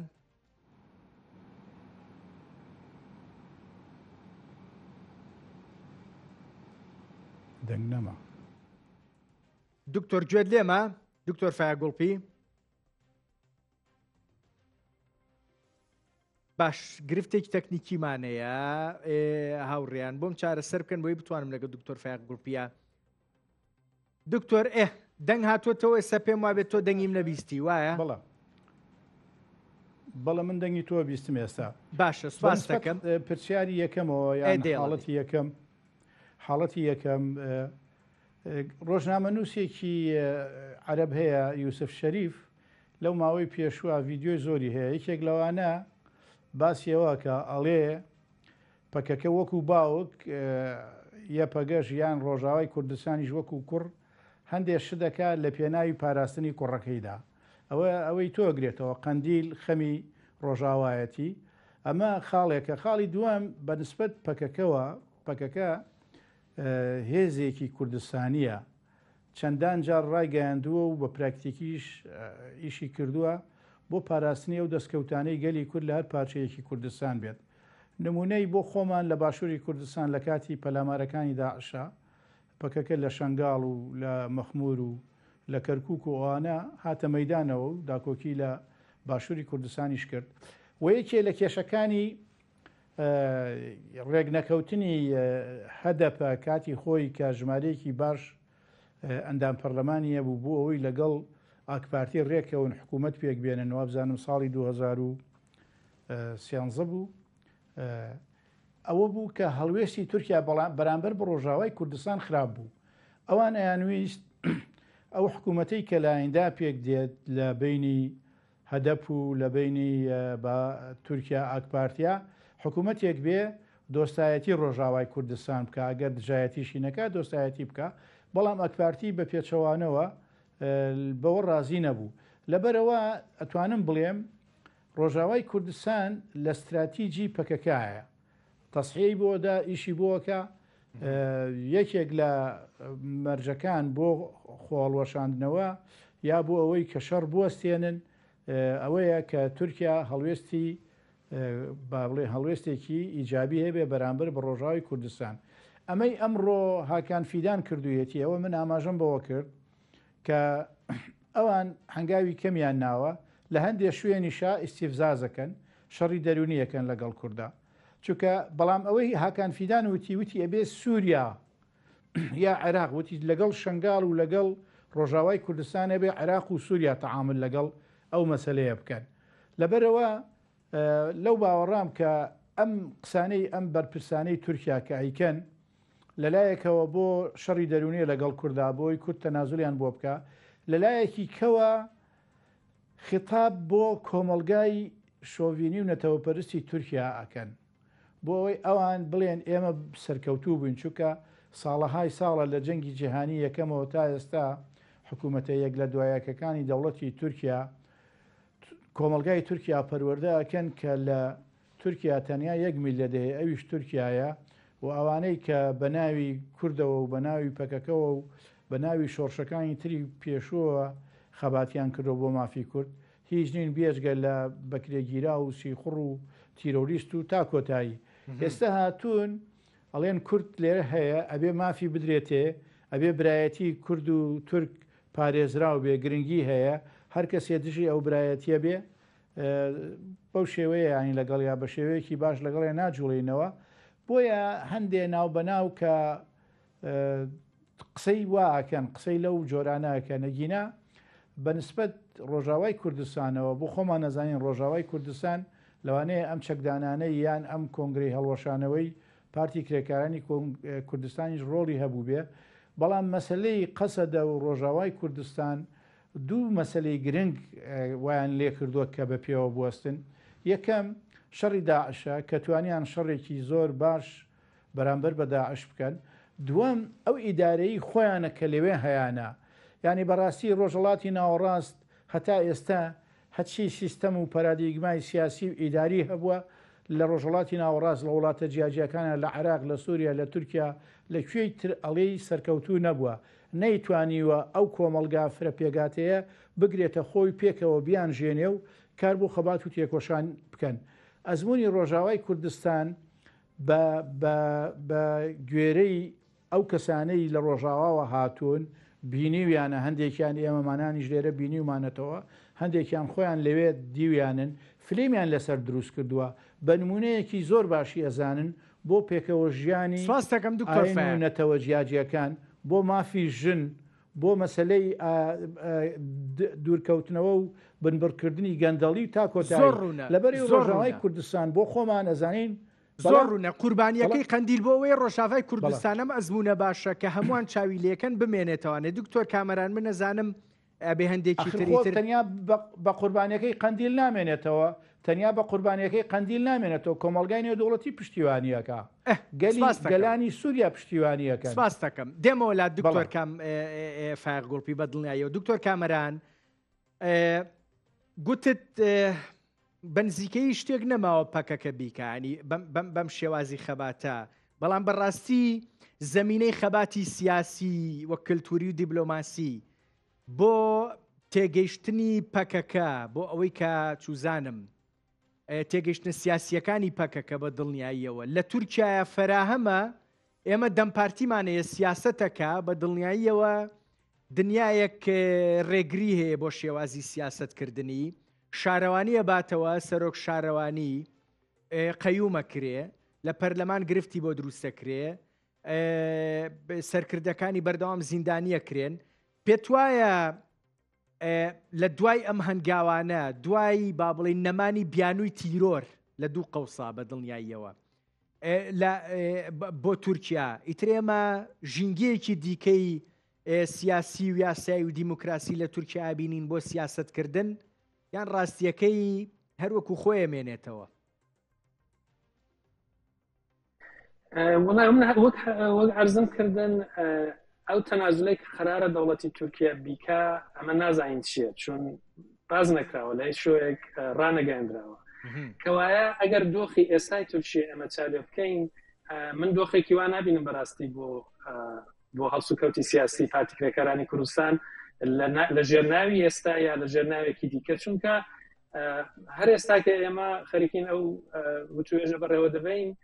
سەرۆکی گەورەترین حزبی ئۆپۆزیسیۆنی تازەئی تورکیا لە زینداندا هەروەگەوە باستان کرد ئەو شارەوانە کوردانەی کە هەڵبژاردنەکاندا سەرکەوتون دەوڵەت لای بردوون وەختێک ئەردۆغان ڕۆخم بە ئیمامۆغڵو ناکا کە ڕکەبەری سیاسی خۆیەتی ناتوانێت پێی بڵام پەکەکەیە ئیتر دیارە حاڵی وەزعی دۆخی کەسێ حزبێکی کوردی دیارە لە جێی خۆیەتی بۆیە من لە شوێنی ترش پێشتر باسم کردو نووسیمە پێم وایە ئەگەر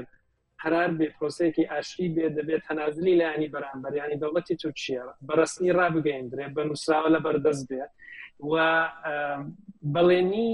گۆڕینی دەستوری تورکیا دەبێت بەشێکی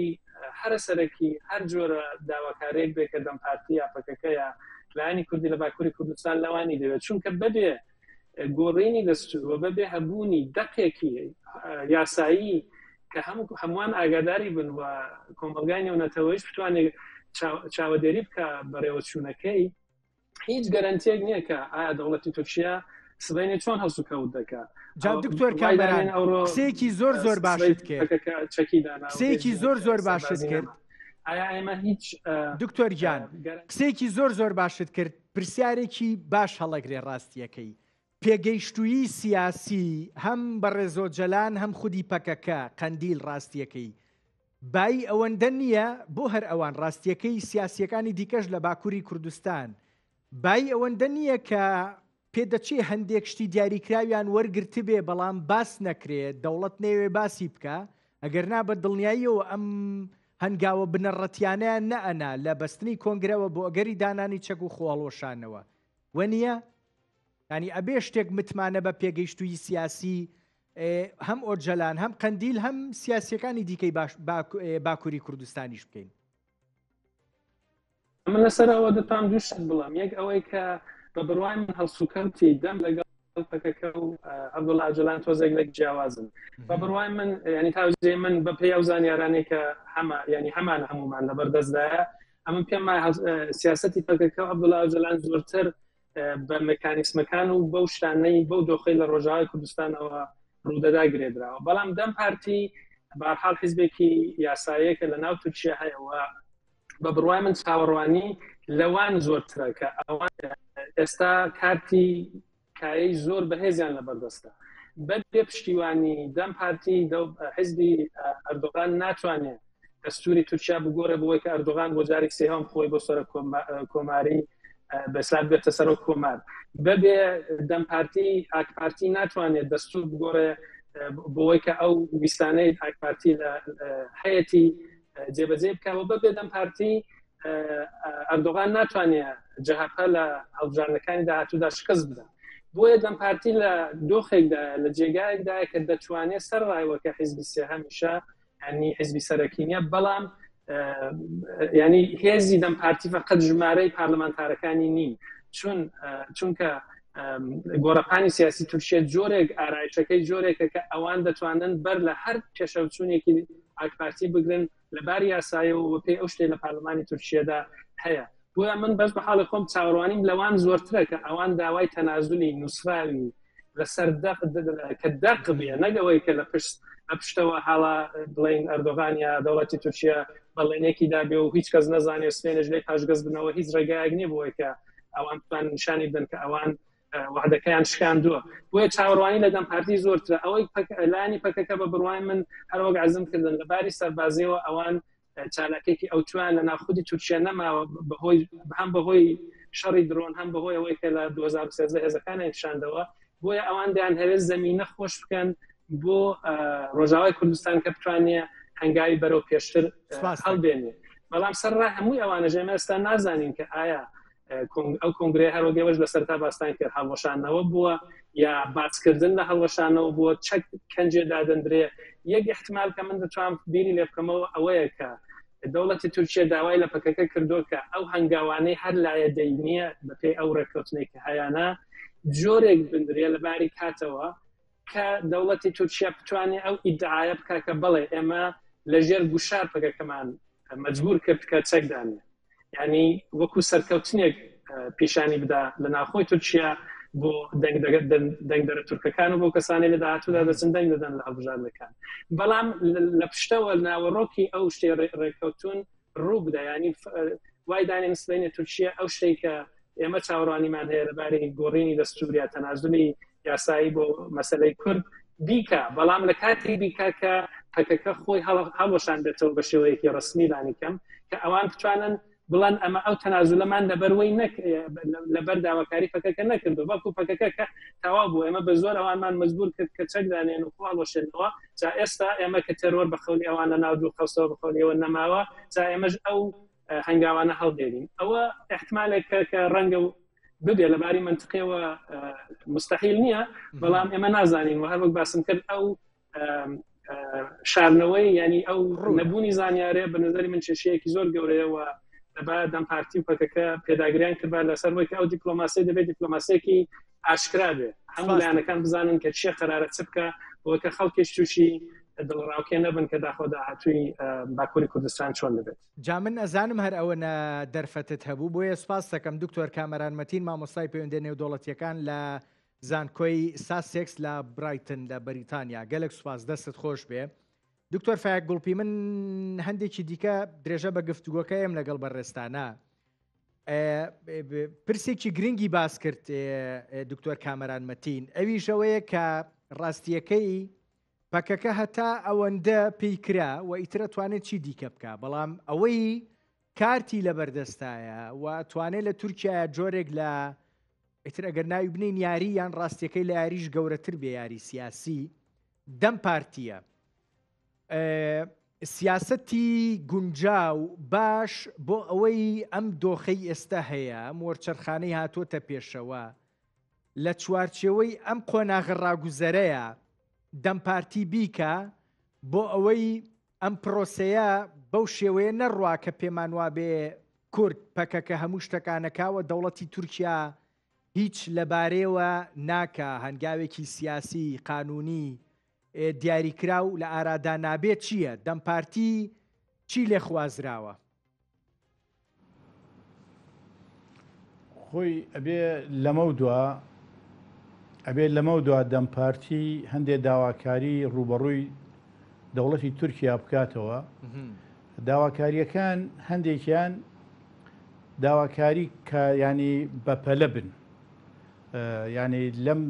لە ئایندا جێبەجێ بکرێن یەکەم شت کە گرنگە ئەبێ سوپای تورکیا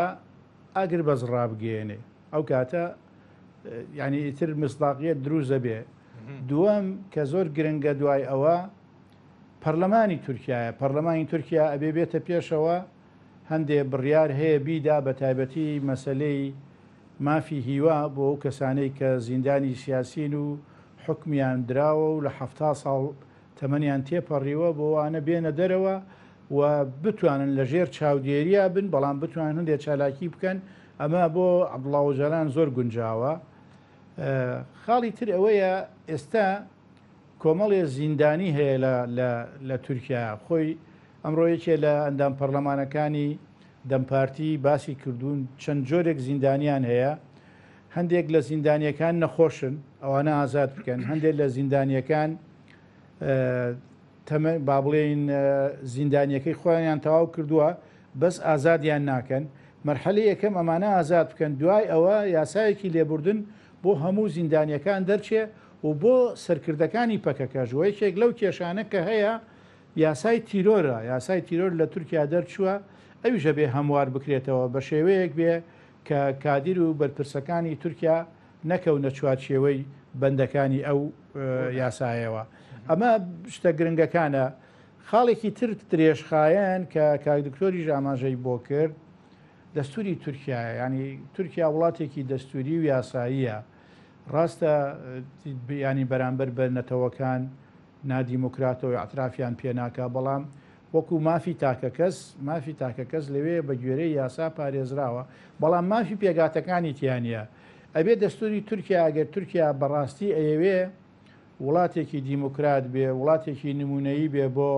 دیموکراتیت لە ڕۆژەڵاتی ناوەڕاست و چاو لە ئەوروپا و فەڕەنسا و ئەمریکا و شوێنەکانی بکە کە هەموو پێگاتەیەک بۆی هەیە مافی خۆی وەرگێ ئەبێ دەستور بگۆڕێ بە شێوەیەک کە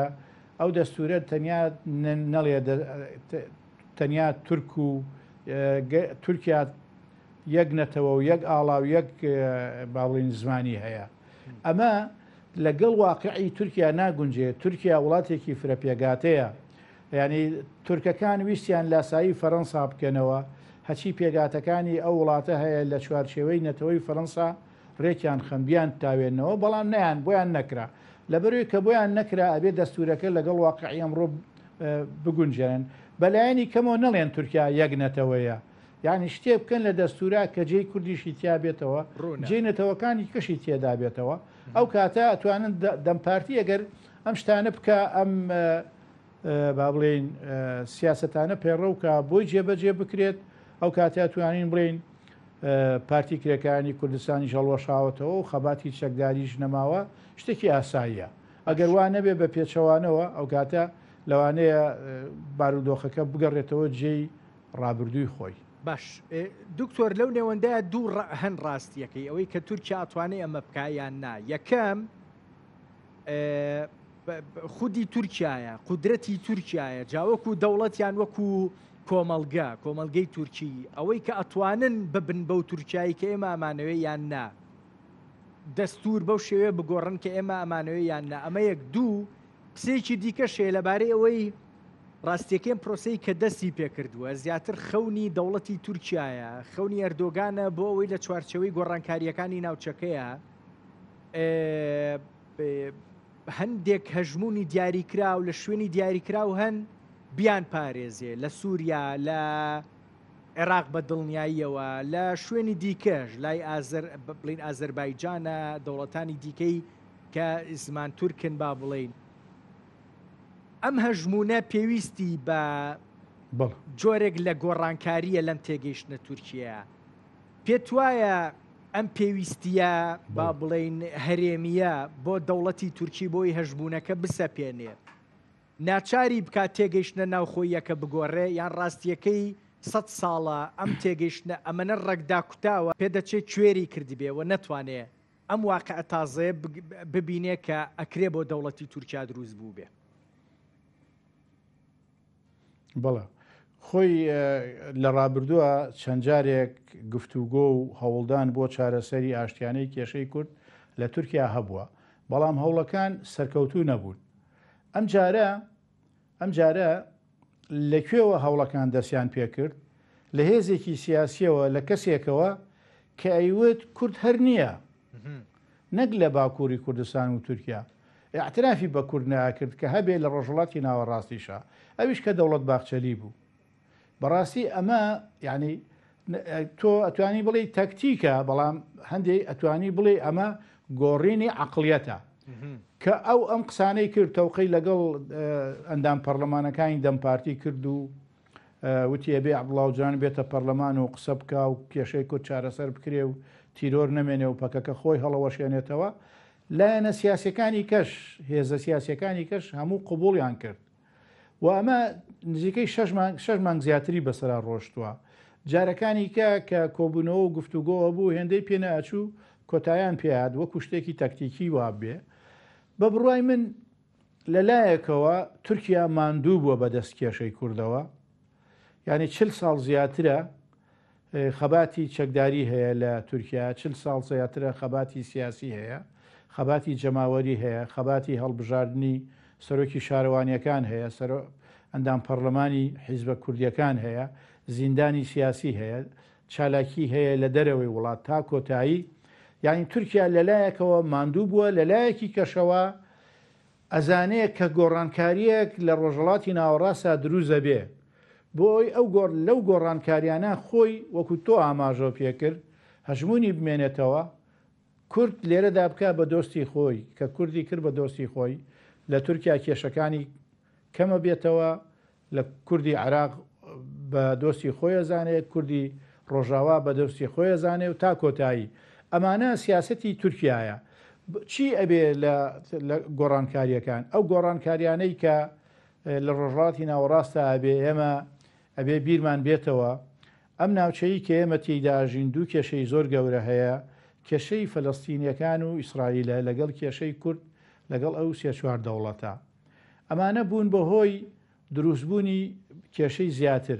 زۆر هەوڵدرا ئەم کێشانە چارەسەر بکرێ لە 2000ەکانە 2002-2003 ئەوانە لە ڕێگەی ڕوخانی ڕژێمی سەدامەوە هەندێک هەنگاونرا، بەڵام دوایی ڕەتفعل هەبوو. ڕەتفعلەکان چی بوون؟ دروستبوونی قاعیدە بوو، یان گەرشانەوەی قاعیدە بوو، دروستبوونی داعش بوو. لەم ساڵانەی دواییەوە کە ویستیان سیستەمی دوودەوڵەتی بۆ فەلەستینەکان دروستکەن، بینیمان حەماس و بەرەی مقاومە چۆن هاتنەوە وەڵام. لەبەرەوە جارێکی کە ئەمریکا لەگەڵ ئیسرائیل مداخلەی ڕۆژهەڵاتی ناوەڕاستیان کردەوە بۆ ئەوەی هەم ئەمن و ئاسایشی ئیسرائیل بپارێزن، ئەمن و ئاسایشی ئەوروپا و ئەمریکاش بپارێزن. چونکە لەم وڵاتانەی خۆمانەوە کە سەرۆکەکانیان زۆربەی دیکتاتۆرن، خەڵگە چەوسێنەوە، کە خەڵگە چێسنەوە خەڵکە چەساوەکەش لە باتی ئەوەی خەبات و تێکۆشان بکە بۆ دیموکراسی، ئەچوو ئاوارەی ئەمریکا بوو، هی ئەوروپا بوو، لەوێ دەستێدایە کاری تیرۆریستی. لەبەرەوە ئەمریکا و ئەوروپاوانە ژیانوێ گۆڕانکاریە بکەن لە ناوچەکە. ئەو گۆڕانکاریانە کێگرێتەوە؟ بۆ نمونە لە ماوەی ساڵ و نیوێ ڕابردووە ئەو دەست و پێوانەی بەرەی مقاومە کە هەبوون لە بابڵێن لە فەلەستین، لە غەزە، لە لوبنان، لە سووریا و ئێستاش لە یەمەن، هەمووی ینی پەڕووباڵیان لێ کراوەتەوە، هەمووی بێهێز کران. و تورکیاش ئەکید بەرنمەیەک هەیە بۆ ئەوەی ئەویش ئەو دەستدرێژیانی کە هەیەی لە قوبرس، لە لیبیا، لە سووریا،